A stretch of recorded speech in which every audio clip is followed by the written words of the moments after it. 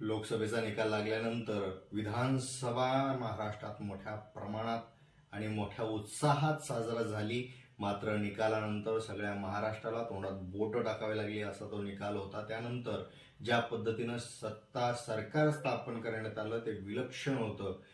सकाळचा पहाटेचा शपथविधीही पार पडला. नंतर पुन्हा महाविकास आघाडी पुढे आली. नंतरच्या काळात एकनाथ शिंदे बाजूला सरले.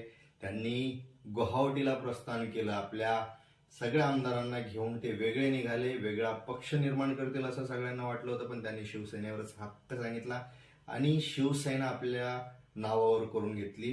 केवळ पक्ष नाही तर पक्षाचं चिन्हही त्यांनी आपल्या बाजूने वळवून घेतलं.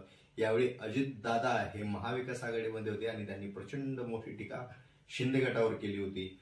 हिंमत असेल तर स्वतःचा पक्ष निर्माण करायला काय होतं असंही ते त्यावेळेस बोलले होते. मात्र आताची परिस्थिती पाहता